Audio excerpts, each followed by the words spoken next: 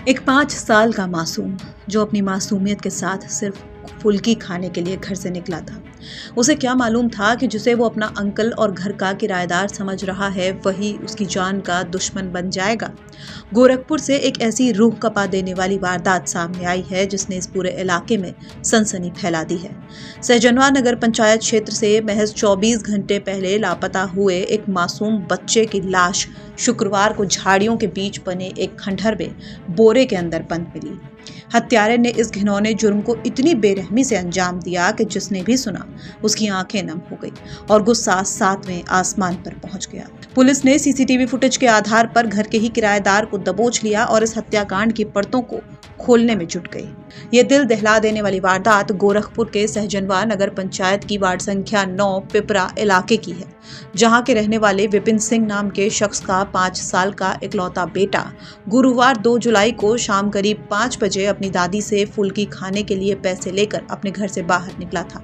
बच्चे के चेहरे पर मुस्कान थी, लेकिन घर के ही एक हिस्से में किराए पर रहने वाला फुल्की विक्रेता कल्पेश उस मासूम पर गिद्ध जैसी नजरें गड़ाए बैठा था। सीसीटीवी फुटेज में साफ देखा गया कि कल्पेश उस बेकसूर बच्चे को पहला फुसला कर सुनसान रास्ते की तरफ अपने साथ ले जा रहा है और यही उस मासूम की आखिरी तस्वीरें साबित हुई। जब देर रात तक मासूम बच्चा घर वापस नहीं लौटा तो पूरे परिवार के हाथ पांव फूल गए और उन्होंने फौरन पुलिस को इस अनहोनी की सूचना दी।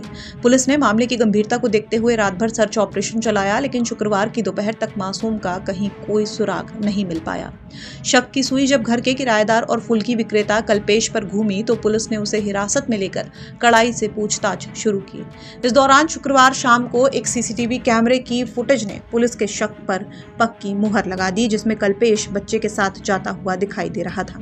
पुलिस ने जब कड़ाई बरती तो उसकी निशानदेही पर पुलिस टीम झाड़ियों के बीच बने एक पुराने खंडहर में पहुंची, जहां एक बोरे के अंदर उस मासूम का बेजान शरीर बरामद हुआ।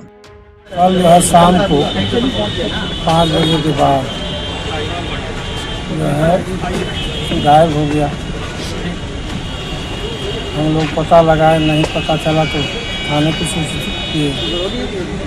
उसके बाद आज जो है सीसीटीवी फुटेज के आधार पर पता लगा कि जो लड़का मारा है इसका फोटो हम देखे बच्चे को, उसके आधार पर सूचना दिया गया थाने को, तो उसको ले आकर के बंद किया। लड़का जो है जो आरोपी है वो आपके भी मकान में किराए पर रहता था क्या? कितना दिन से रहता था?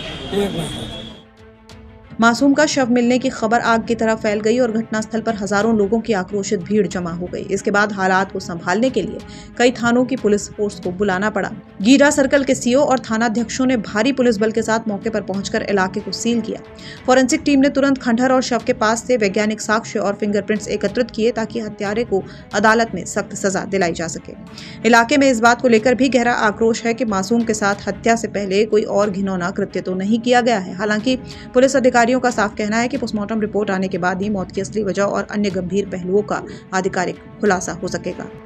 थाना सहजनवा जनपद गोरखपुर पर एक बच्चे की गुमशुदगी की सूचना प्राप्त हुई। सूचना पर तत्काल मुकदमा पंजीकृत किया गया। जांच के दौरान सीसीटीवी फुटेज को देखने के बाद ये बात प्रकाश में आई कि उसी बच्चे के यहाँ किराएदार कल्पेश के द्वारा वो ले जाया गया है। सीसीटीवी फुटेज को फॉलो करते हुए मौके पर पहुंचकर पुलिस के द्वारा शव को बरामद किया गया। शव को पोस्टमार्टम के लिए भेजा जा चुका है।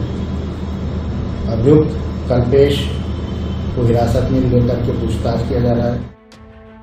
एक हंसते खेलते 5 साल के बच्चे की इस तरह बेरहमी से हुई हत्या ने पूरे गोरखपुर को झकझोर कर रख दिया है।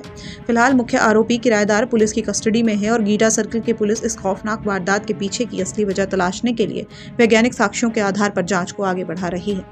गोरखपुर से गजेंद्र त्रिपाठी की रिपोर्ट, यूपी तक।